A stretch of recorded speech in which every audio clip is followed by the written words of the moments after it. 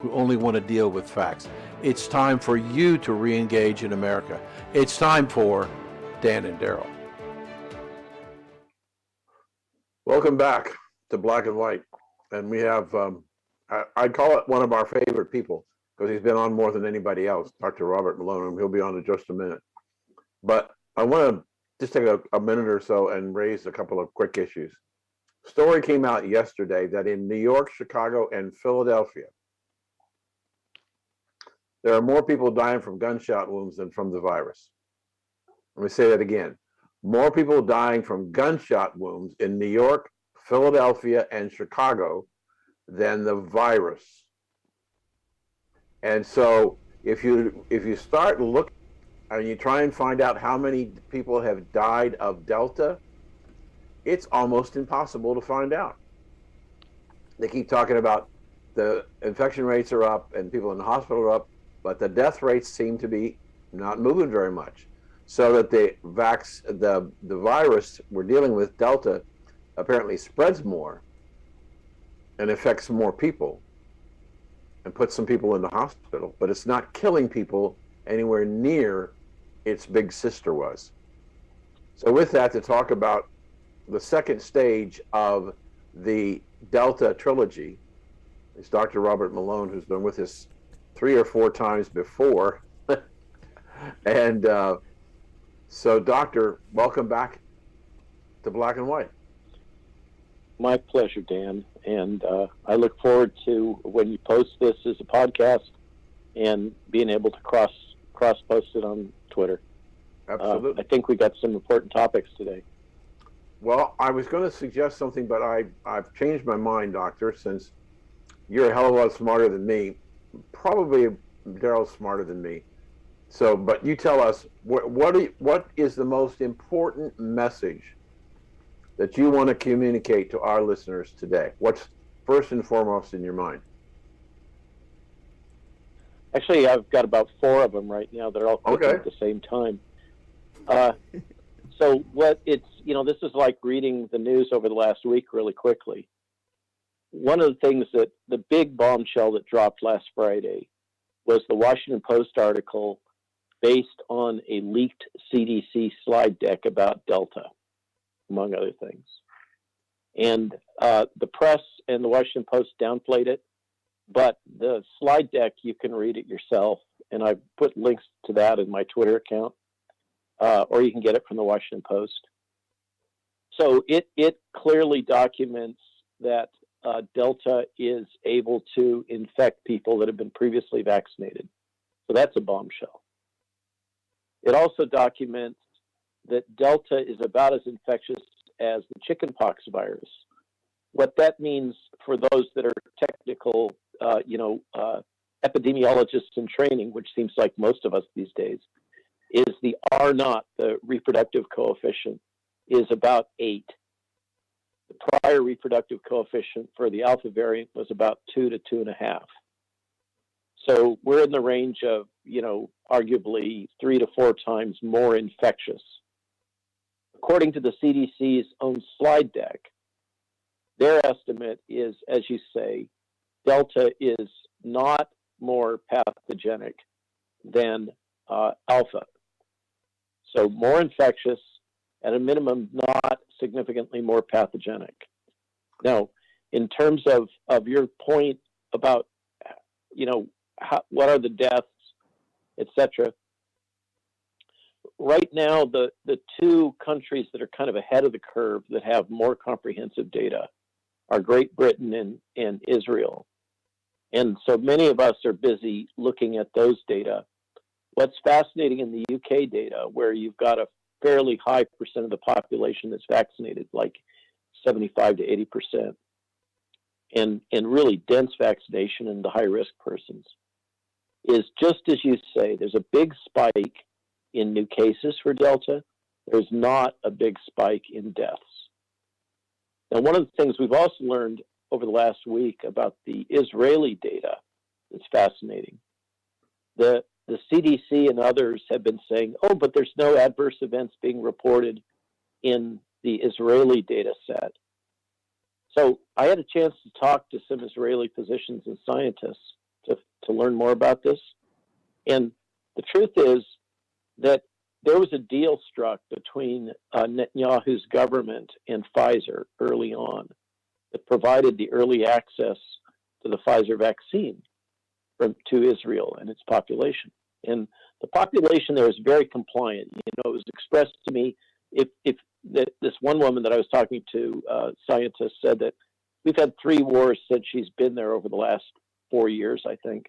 And when the government tells you to run for the bunkers, you generally run for the bunkers. So people are pretty willing to do whatever the government tells them to do, which is why they've had such good vaccine uptake. But it turns out that the reason why we're not seeing reports of adverse events in Israel is because they're forbidden by law to report those adverse events consequent to the contract that the government executed with Pfizer. So Pfizer gets all the data, but the adverse event data is by contract locked away for 30 years. Pfizer's got it, but the Israeli government can't share it with anybody else. So that ties that one down. There's some kind of Israeli pirate physicians and scientists that are now collecting their own adverse event data sets. And so they're the ones that are starting to reveal a lot of these effects that are coming out. Another big bombshell that just dropped last night, yesterday, was a very experienced senior pathologist that's been paid by the government of Germany to do autopsies, including autopsies on people that have received vaccine within 2 weeks of their date of death, has just reported a series of about 50 autopsies. And he's claiming that about 50% of those show clear signs of death consequent to vaccine administration, mostly cardiac clots and things like that. So this is all comers, folks that died within 2 weeks after vaccine administration. So it does appear that the deaths and other adverse events, again, we're getting the same data in different ways. It's all coming together. The deaths and adverse events from vaccines, and these are in adults, are showing much of the same pathology that was detected in the adolescents. We discussed this, I think, in our last podcast. So that's another big one. There's a very knowledgeable virologist in the Netherlands named Geert van den Bossche, who I used to work with when I worked for Solvay with him on the development of influenza vaccines, new influenza vaccine technology. So Solvay is based in the Netherlands, and that's where Geert lives.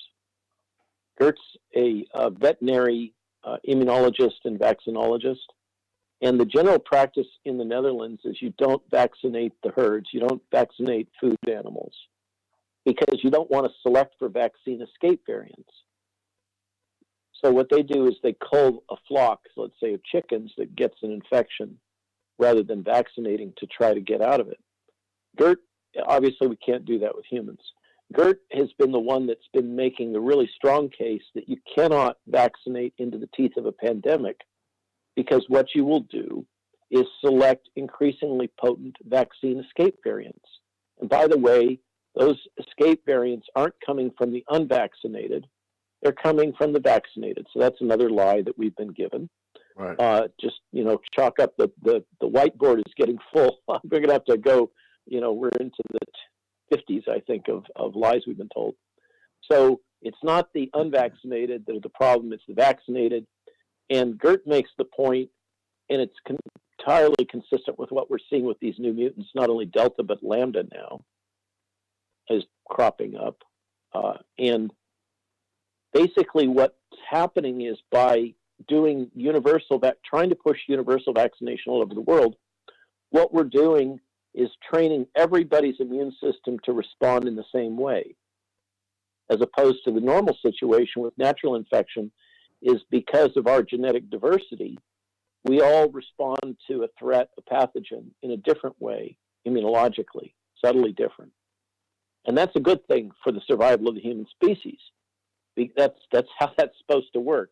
That was one of the things that's selected for preservation of Neanderthal DNA, by the way, in Europe years, millennia ago, is this kind of genetic selection against infectious disease. So by training everybody's immune system to respond to the same antigen in the same way, what it means is the virus is going to get better and better and better and better at escaping that particular type of immune response. And when it gets there, even as it gets close to it, it's going to result in mutants that replicate much better and completely evade the immune response in all of us that have been vaccinated. And we're setting ourselves up, basically, I'm sorry to say it, I don't mean to sound alarmist, but Gert's point is we're setting ourselves up for a global catastrophe. And I got to tell you, as a seasoned virologist, I'm not as knowledgeable as he is about the molecular epidemiology that's going on. He has very detailed understanding of this and has been talking intensely with other molecular epidemiologists. I'm completely convinced by his argument. By doing vaccination, mass vaccination, using only spike, we're setting up a policy where we're putting the entire global population at risk. And it's just coming out of pure stupidity and thoughtlessness. Now, the CDC slide deck that came out, among the other bombshells, they assert that natural infection also doesn't last until or any more than about 6 months, which is, by the way, the number for the Pfizer vaccine. Pfizer poops out at 6 months. So Pfizer, you may recall, a few weeks ago said, we're going to have boosters at 6 months. They knew this, of course, because they had all the Israeli data. Tony Fauci came out and reprimanded them, said they had no right to say that without his permission. They backed down. And then 2 weeks later, HHS came out with an announcement saying that we think that everybody's going to have, all the elderly and high-risk individuals are going to have to get revaccinated 6 months. Okay. Now, by the way, today the WHO comes out with a statement saying, no, we can't do that. We've got to vaccinate the whole world. And so we should be moving these vaccines into the emerging economies that don't have the money and the access to the high-tech Western medicine. Because if we don't get them there, we're just going to have more problems. Now, there's a statement along the lines that about 10% of the populations target the WHO is talking about is about 10% of the populations in all these emerging economies. Well, that pretty much lines up with the idea that Gert has floated, and I'm very actively promoting and also floating. What we really ought to be doing is, to the extent that we're vaccinating, we ought to be vaccinating the people that are at highest risk, the elderly and morbidly obese and the other folks that are at very high risk because of their pre-existing conditions. So that's where the vaccine should go, and we should not be vaccinating everybody else because we're just going to create a monster over the long term of a resistant virus. And then our vaccines are not going to be useful for anything. And that what we need to, so the last part of this whole logic now that I rolled out with Peter Navarro, this is not a plug for Steve Bannon, on his War Room up on Saturday. I actually drove up to DC to the recording studio to talk about this. The other part of this is we got to emphasize drugs. For those people that aren't vaccinated that do develop sickness or do end up in the hospital, and preferably for those people, right now we've got a situation for those people that are outpatients. Right now we got a situation where if you get sick with COVID and you go to the emergency room, they say, sorry, chump, come back when your lips are blue, and then maybe we'll treat you. And do they send you out the door with anything? No, they send you out with a pat on the head and, the direction to come back when you're really sick. This makes it so that the disease progresses in all these people, like you and me, if we happen to get this Delta variant and we aren't already vaccinated. So the logical thing to do is to make drugs available and promote them so that people get them as soon as possible after they've started developing disease. Physicians all over the world have been shouting this and being censored. So Peter Navarro, people in Canada are losing their license. People in the UK are losing their license for saying this very message. Now there's a statement out from the licensing board, the governance licensing board for all the states in the United States for physicians, saying that if you circulate medical misinformation, say things that aren't otherwise approved, you're at risk for losing your license. So now I'm at risk for losing mine because of this new policy.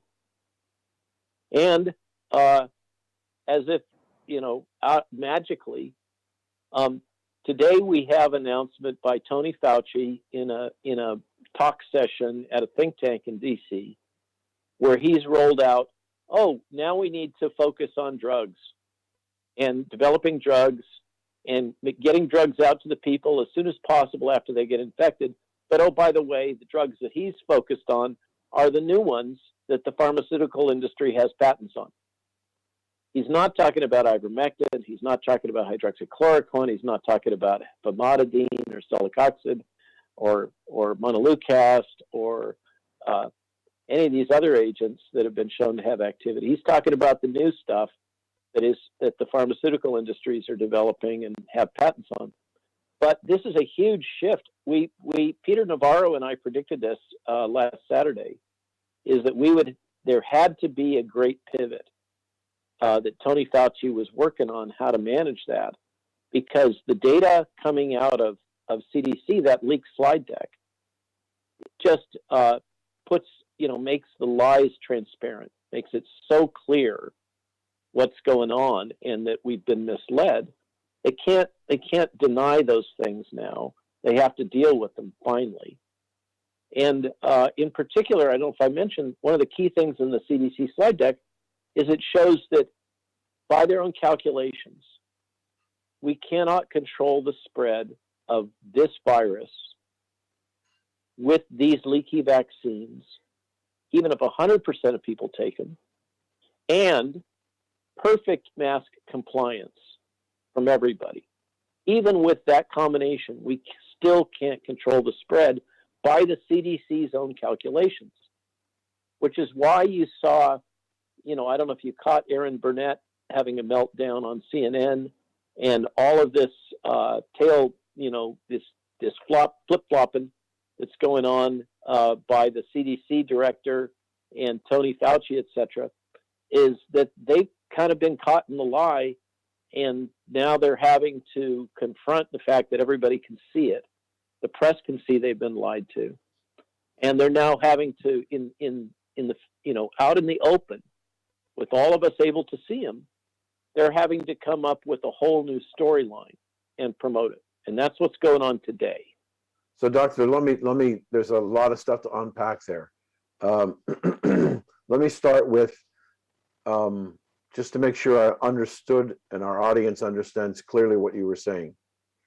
Are you suggesting that the report that you saw that leaked out of the CDC is that the CDC has basically admitted that the vaccines don't offer any long-term protection, and in fact may in themselves do more harm than good? That's my first question.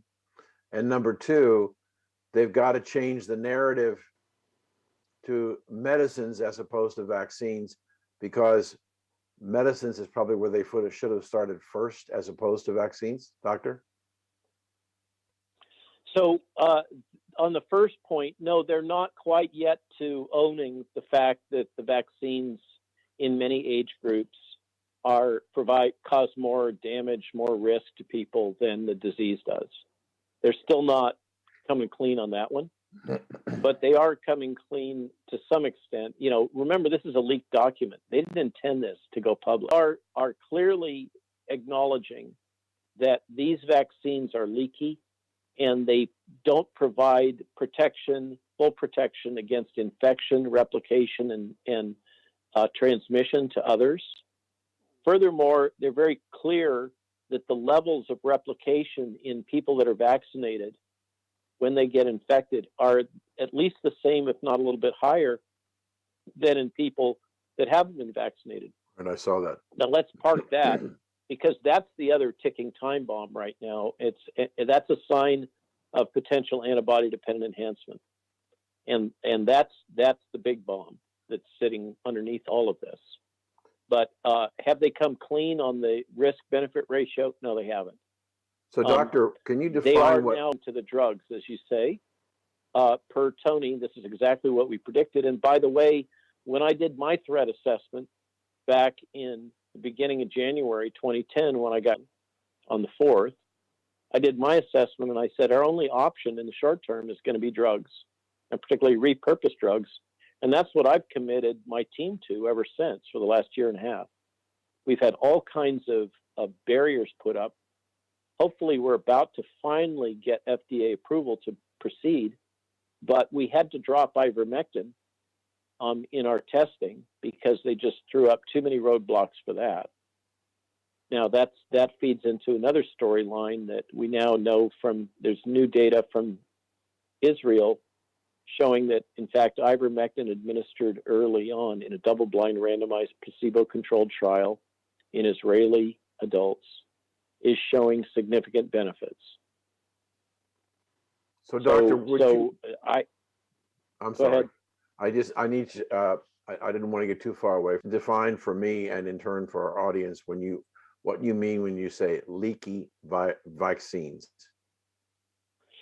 So the vaccines have been calculated based on the clinical trial data, which there's some evidence that was manipulated in some ways. But the official calculation is that they provide 90+% protection against death and disease. What they don't tell you is that, and I think we talked about this in the last time we came together, what they don't tell you about is that they didn't really measure how effective they are at preventing infection by the virus, replication, and particularly transmission. Remember, I made the point that all of this talk that we had to have 70% vaccine uptake to get to herd immunity was just a BS because they didn't have the data to actually calculate how much vaccine uptake they needed.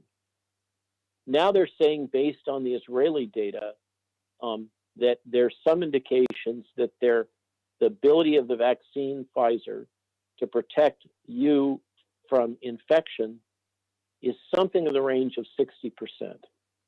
So 40% unprotected for any one person encountering the virus in aggregate.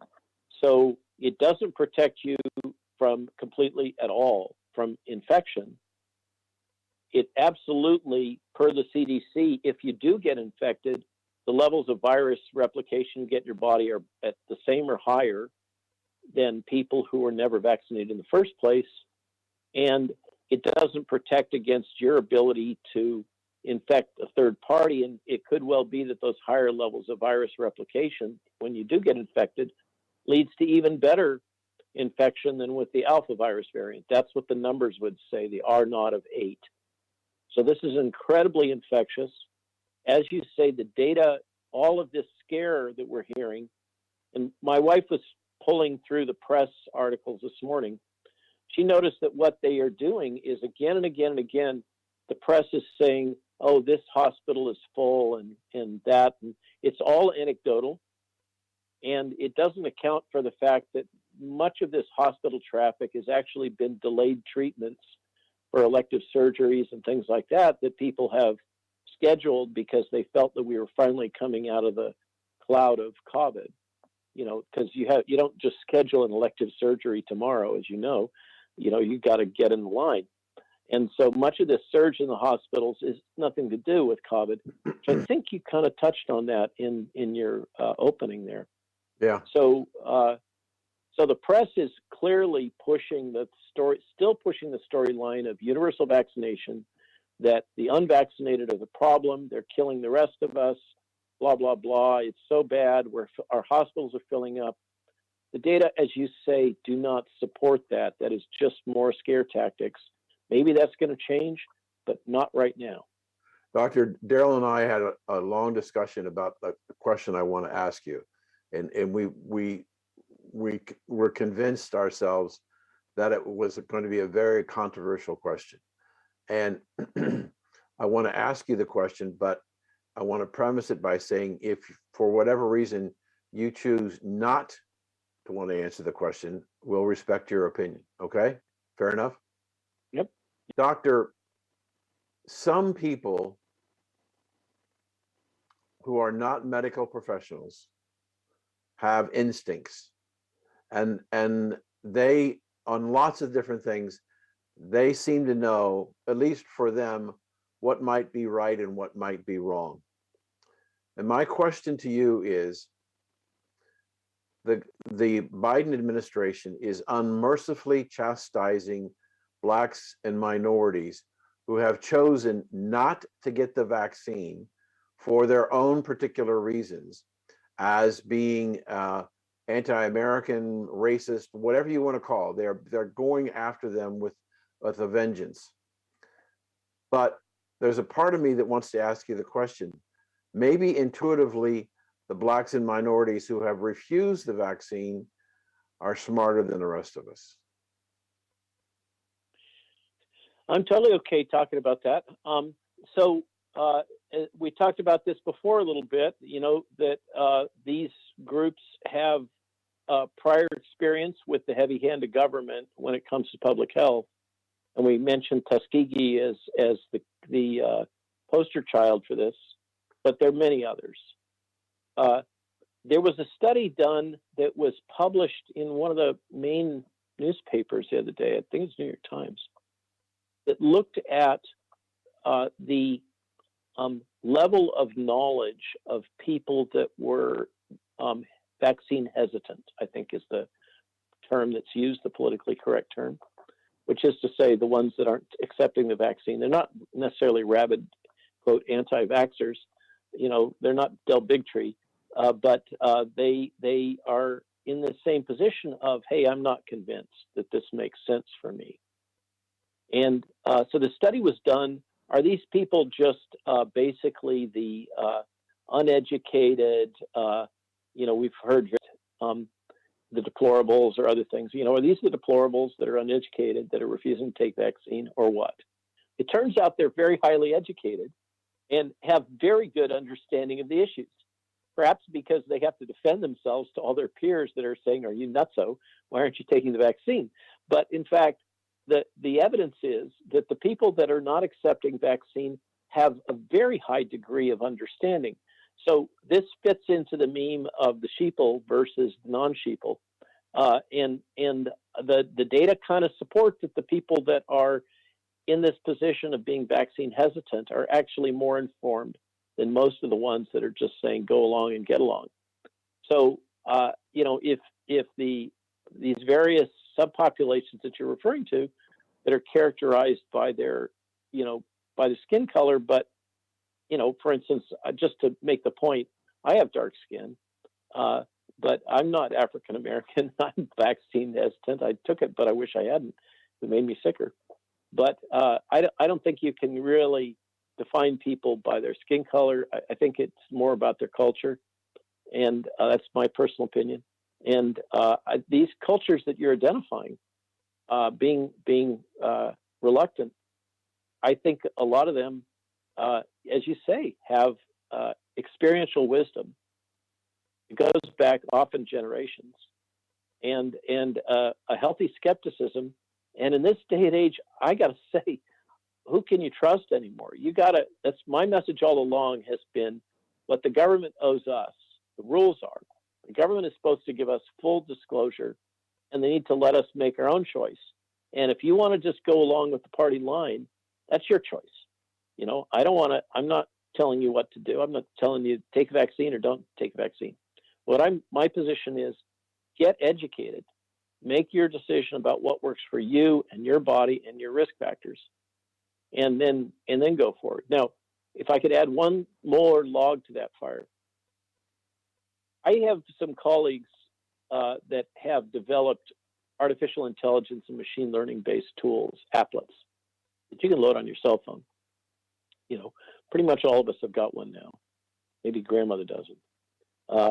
But for the most part, we all have smartphones.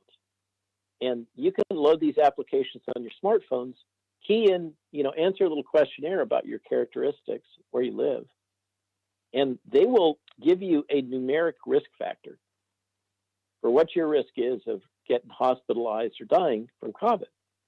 And why don't we have something like that? Why isn't that distributed by the government? I mean, if the government wants to do us good, they ought to give us the information, give us a tool to figure out our own risk, and enable us to make informed decisions, not take this authoritarian, you're going to do this or else we're going to make it so you can't get employment and you have to get tested every week and spend $250 a test and all this kind of crazy talk that we're all, is being shoved down our throat. Now, why is the Biden administration doing this? I don't know. It seems so self-defeating.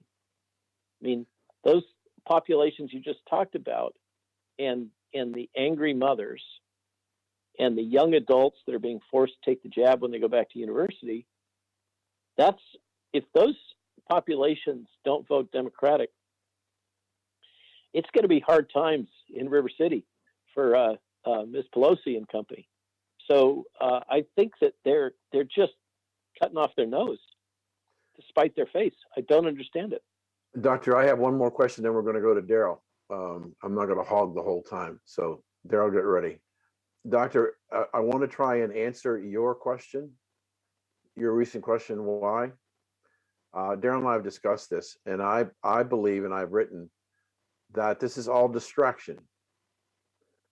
Why we're back on the virus and vaccinations and testing and all this stuff is that the Democrats realize they got a problem called the border, called inflation, called rising prices of gasoline and food and lumber and everything else. And the American people are not happy. So the Democrats have to go back to fear, and that's COVID and the new Delta virus, to distract the American people using fear as a weapon to distract them away from the other problems that are going on in our country. So that's my answer. I like that hypothesis a lot better than there's a grand conspiracy at Davos between George Soros and Bill Gates and Tony Fauci. Okay. That's what you just laid out is real politics. And that, in my experience, that's the way the world really is. Right. These grand conspiracies that happen among rich people, maybe they happen, maybe they don't, but they don't invite me. But right. But that, which you just laid out, that's real world. So, and I think there is probably a lot of merit to that. Be my guest. Use it anytime you want. Darrell, it's up to you. All righty. Well, Dr. Malone, I love you, brother. I mean, you still rock. All right, the question I have for you is, do you find it strange that the virus is basically a man-made virus used for, some people call it warfare. Okay, we can deal with that word. And it was released. Do you find it strange that Fauci and the rest of the fun bunch really disavow themselves from it? So, to your point, I was being nice. Let's take a ride in the Wayback Machine, and remember, it wasn't so long ago that Mr. Biden came out and said, "We're going to get to the bottom of this lab leak hypothesis, and I'm going to insist on the CIA giving me the full story, and we're going to get to the bottom of this right away." Mm-hmm. And then it has been nothing but crickets chirping ever since. But I swear, after he did that, I saw his face get long. Ever since, he just seems to have kind of gotten grim. And this is like, did he finally get access to the Kennedy, notes? It sure looks like he had a come to Jesus moment, and he didn't like it very much. Me and many of my peers are increasingly of the opinion that this has hallmarks of a product of gain of function research. The thing that I can't, which is a fancy way of saying lab manufactured, the thing I can't sort out, and I don't know if we're ever going to be able to sort it out, is did this sneak out the back door in Wuhan? And yes, the signs are that both my friends at DOD and the good Dr. Fauci, we're told that you cannot do gain of function research; it's illegal. And so they kind of pivoted and said, "Oh, that's okay. We're going to let the Chinese do it for us." That makes a lot of sense, and we're going to send them a bunch of money to do it. So there's those breadcrumbs exist. So gain of function research in coronaviruses definitely happened. Is this the product of that gain of function research? This is another one of those. It looks like a duck, it walks like a duck, it quacks like a duck, but how can you ever prove it's a duck? Maybe it's a pigeon, but it sure looks like a duck. And the thing I can't sort out, and I don't know if anybody can, is did it escape out the back door at the Wuhan lab? Fill in the blank. There's a number of ways that could happen. There was an event in the laboratory and people got infected, and then they walked around and spread it because it has a long prodrome period. Was somebody selling dead carcasses from laboratory animals out the back door to go to the seafood market? Could be. Or animals off experiment. That kind of thing totally makes sense. Having worked at a primate research center, there's always interest in recycling lab animals after they've been used in any way you can. And if it was a country like China, where you got people eating, buying live animals in a market that's located just a couple blocks from the Virology Institute, why wouldn't that happen? You'd expect it to happen almost. They'd have to have pretty tight controls to keep it from happening. The janitor, right, looks at this collection and he's all like, hey, I can make an extra buck or yen or whatever the monetary thing is. And, how can you say this wouldn't happen? The other thing that could have happened, and you mentioned the word biowarfare or bioweapon, there's no way to rule out that somebody didn't let this puppy loose intentionally. And who would want to let loose an agent in the literally beating industrial heart of China? I doubt it was the People's Republic of China. So I can't resolve, these different potential ways that this agent could have gotten loose. But the furin cleavage site and some of the other signs, whether or not there's an HIV sequence in there, it looks an awful lot like something that came out of laboratory research. And but in a sense, it kind of doesn't matter because here we are. It's gone worldwide. Now, one of the things about all this issue about what happened in Wuhan is that I had this colleague that I published with before who works for one of our three-letter agencies in the government. And early on, he assured me that this absolutely was not a it was not an engineered virus. Absolutely. He said, my guys have looked at it carefully and it has none of the signs of being engineered. Well, he said that so early in the outbreak that in and of itself was a little odd. And he told me this story that the Chinese had this amazing infrastructure that they'd spent over $1 billion a year on for years and years after the SARS outbreak, designed to contain any SARS-like virus. Whole bunch of infrastructure.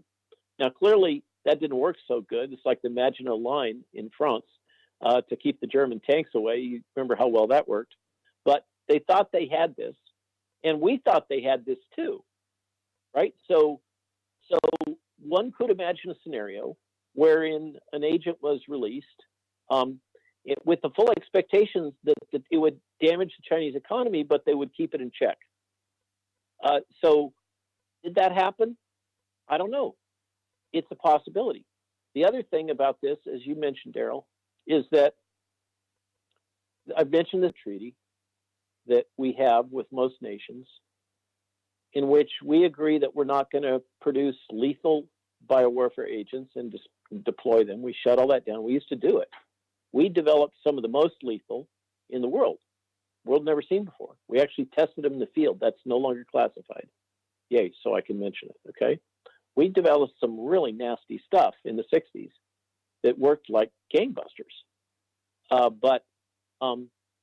But then we signed this treaty with the Soviet Union and others saying that we wouldn't do it and they wouldn't do it. But what the treaty doesn't say is that you can't develop and deploy what are called incapacitating agents. These are things that make you so sick that you aren't willing to go carry a gun or fight anybody, or you're not willing to do much of anything. You know, maybe you got a really bad headache or whatever, you know, or meningitis, but it doesn't kill you. Well, technically, those things are still allowed. And I can tell you that our government is very aware that that's the case. And that's why they pay people like me, in part, directly or indirectly, is to come up with new systems to make it so that if somebody does deploy an incapacitating agent, we have things that will protect our war fighters from that. But the scenario that you mentioned, as I'm saying, there's no way that I can say who the good guys were and who the bad guys were. It's just too twisted up. Well, too many variables. Well, I mean, you gave a very nice explanation of it, and it was kind. I like the way you said it was very kind. I mean, instead of just saying, "Excuse me, now you're into pharmaceuticals. At first you were doing this, Fauci. Now the whole fun bunch is on another level." Can we accurately say that the HIV/AIDS virus was gain of function? No. That has been traced really thoroughly back into primate populations in Africa. So that one has pretty well been run to ground. Now, I can tell you that having been discovered, people that I used to work next to at UC Davis were busy doing gain of function research and creating hybrid viruses between the human AIDS virus and the monkey AIDS virus, and putting in cytokines and other things to make those recombinants more pathogenic. And they thought that was perfectly okay. When I objected to them, they did everything they could to drive me out of the laboratory. But that we talked about this before.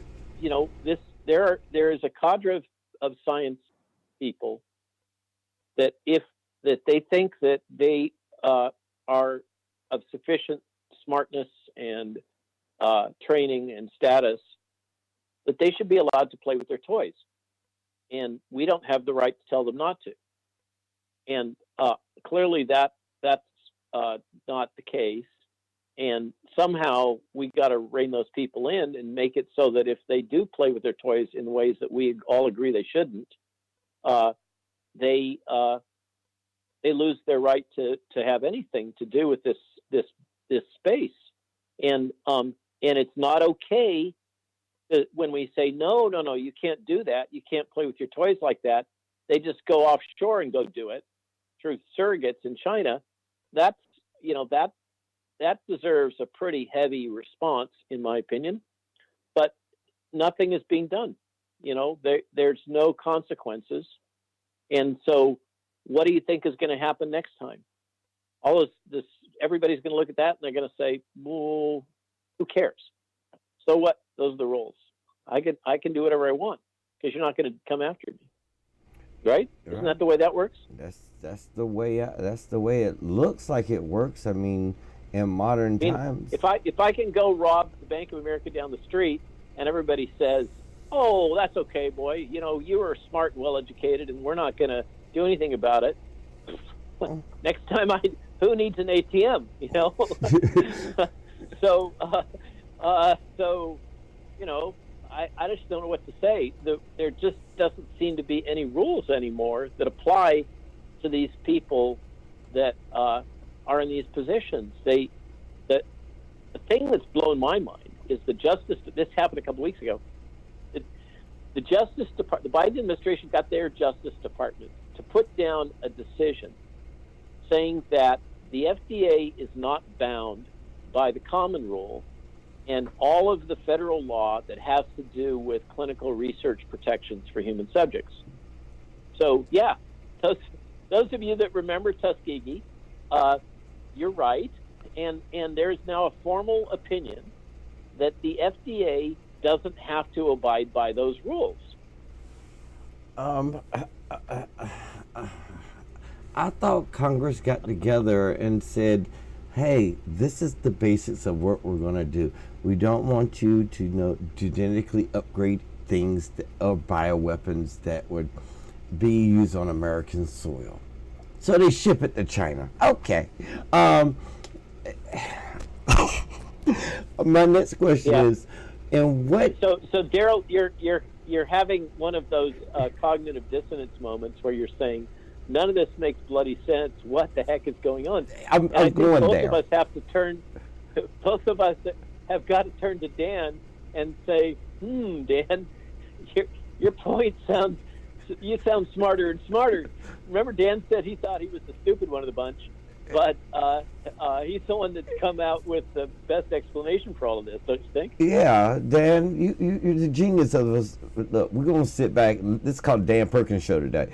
Dan, you can interview yourself.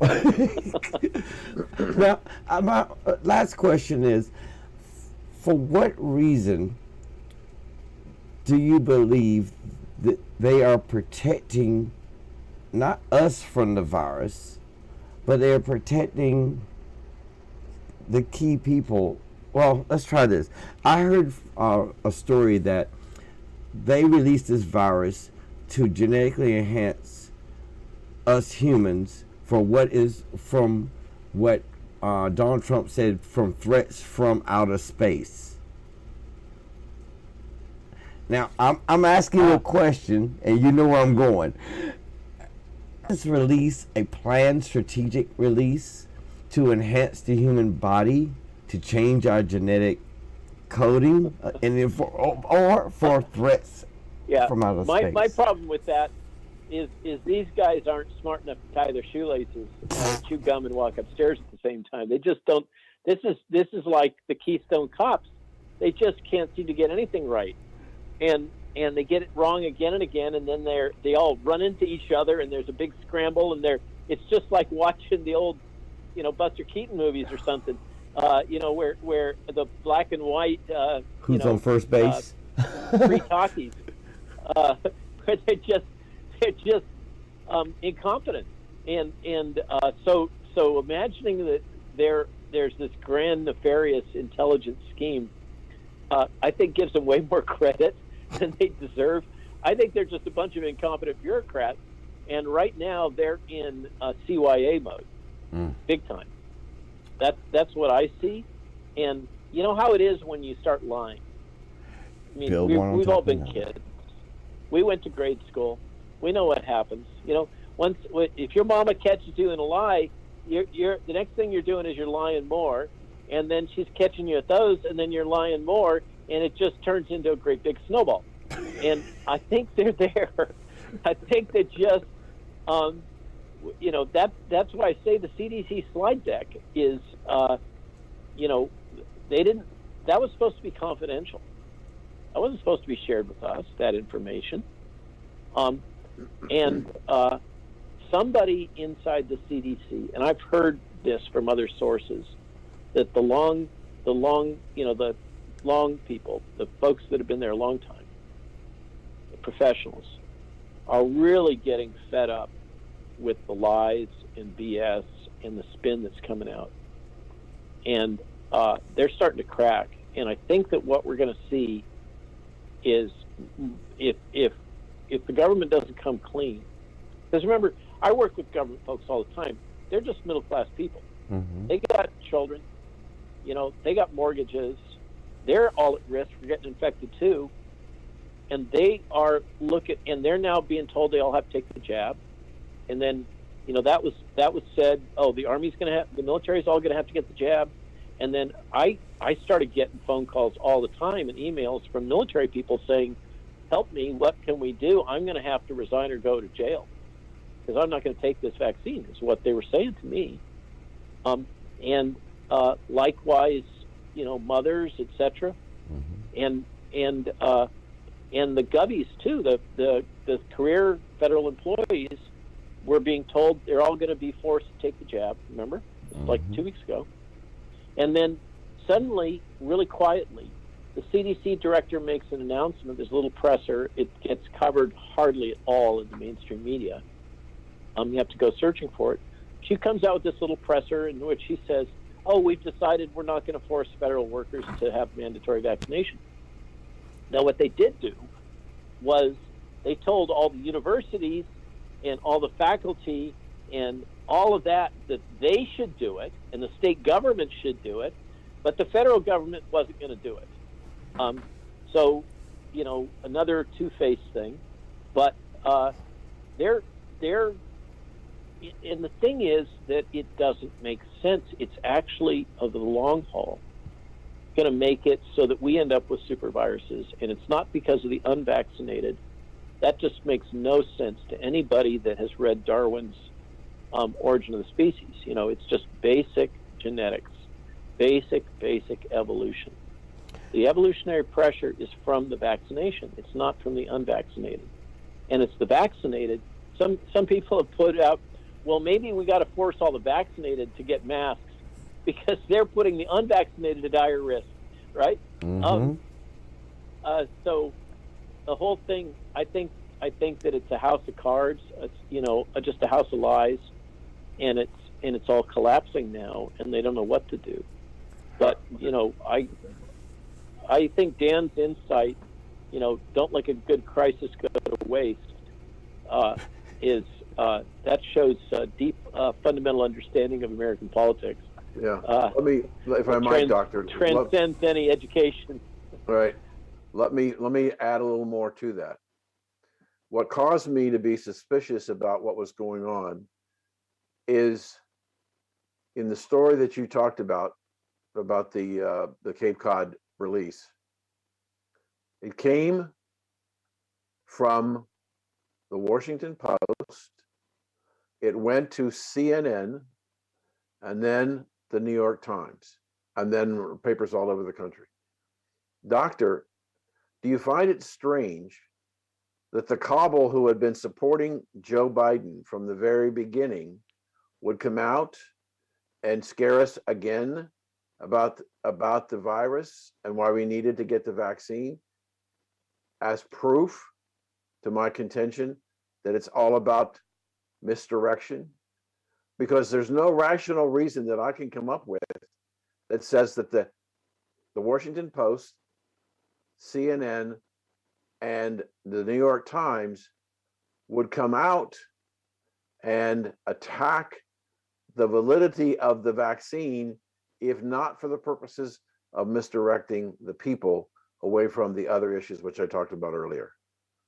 The co-conspirators are obvious when you're talking about the Washington Post, the New York Times, and CNN. Okay, so I would put it in a larger global context. And I'm not saying there's not merit to what you're saying, but all of those players are part of the Trusted News Initiative, which ties back to Facebook and ties back to LinkedIn and Twitter and Microsoft and Google, and all that are all tied together. And for whatever reason, the conservative press has been left out in the cold out of that, and conservative media. That's the truth of it. You don't see in the BBC-led Trusted News Initiative, you see Agence France Presse, you see Canadian Broadcasting Corporation, but what you don't see is Fox and Sky and a lot of the more conservative outlets. You don't see the Wall Street Journal. And those are the only, I'm sorry to say it. I wish I didn't have to say it. In this time, they seem to be the conservative news media and alt media like you guys seem to be the only ones willing to question this narrative. And the other ones, I got to underscore it. My speaking out like I have today puts me at risk that I'm going to have my medical license pulled. That's unfortunate that happens. Very much so. We've only got about 4 minutes left, Doctor. I want to just put in one little spot and then ask you my final question. You're in the second leg of the trilogy on Delta. The third leg will be on this show, Black and White, on Friday evening, broadcast live at 6 o'clock, and we'll have with us a very prominent attorney who will talk about what rights you have to refuse the vaccine and to refuse wearing a mask. With that said, we encourage people to come and join us for the third segment. I want to go back to my closing question. Doctor, our children are at risk, and we want to go and push this stuff in their veins down to 2 years of age. I think that's a scary thought. What are your thoughts? It's really clear, and there was another study that came out yet again today. So the latest version, so they had put out the story that, well, we had to vaccinate all the kids because they had a risk of COVID and they would circulate it and they would infect grandma. Okay, there was that story. And then just vaccinate grandma, okay? Because when they looked at the deaths in children since the beginning of this outbreak, it comes to a little under 400, and virtually every single one of them can be attributed to the fact that they had major pre-existing conditions. Mm-hmm. Then they switched the story. They said, well, we're really worried about long COVID in children. And so there's a study that just came out today that showed that the incidence of long COVID, you can only find very small number of cases of children experiencing COVID symptoms lasting more than a month or so, and very, very small for children experiencing symptoms more than 2 or 3 months. So they've wanted to scare us about long COVID in children, but now the data are coming out, and there is essentially no long COVID in children. So then we're back to what's the risk-benefit ratio. It looks really, really clear from the data, again and again, different people all over the world, different data sets, all coming to the same conclusion, including, by the way, the UK government, which has now said, we're not going to vaccinate the kids except for those that are very high risk. So this logic of vaccinating all the kids, it just doesn't make sense. And the data suggests that there will be more deaths and disease in our children if we use that universal vaccination strategy, if they just all got natural infection. Doctor, I would have Darrell try as quick as he did in the last question, but I want to tell our audience that if they miss any of this outstanding interview with our good friend, Dr. Robert Malone, go to blacksandwhites.us and look for it probably in about 6 hours or so. Thank you so much for joining us today. It's always a pleasure to have you tell us from your vast knowledge pool. Thank you for joining us. Thank you, Dan, and keep thinking. Okay, Darrell, you got it. All right, last question for the great doctor. I gotta do it. Doc, what can we do to make this change? I mean, it hurts me to see Fauci and these guys get away with basically taking research and gain a function in it and making a profit off of it. What can we do to make this change? It's political. We can talk about logic and science and facts and data until we're blue in the face. It's criminal. But it's criminal, and they don't care, and they just do whatever they want to do, and they've been doing it for decades. It's just that it's just gotten so in your face that you can't ignore it anymore, and plus all of us and our children are now facing the consequences, and it's made it really visible and real to us. I just don't know what else to say other than, one of the things I think, so I'm going to be speaking at the Liberty Forum of Silicon Valley next week in California. And so this is a conservative forum. They're flying me out. And I was talking to the organizer, and she said, Robert, you know what? You're making all of us think. And that's, I think, the best thing I can leave you with is trust yourself. We've all got good brains. Whether or not you've been to 12 years of training, postgraduate, blah, blah, blah, like me, or you just kind of got street smarts.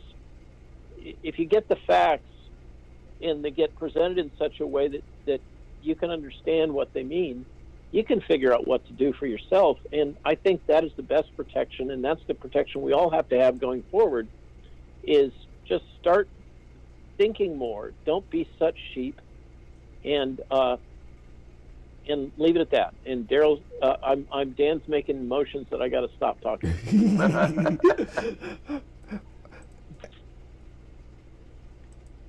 Thank you for joining us, Doctor. Yeah, thank you, Doctor. I'm sorry, I'm still stuck laughing. Thanks for Okay, joining at us least we can today on laugh, Black right? and White. Yeah. If you missed any of this terrific interview, you can hear it and many more by going to blacksandwhites.us. Click on the archive section. Keep yourself well informed.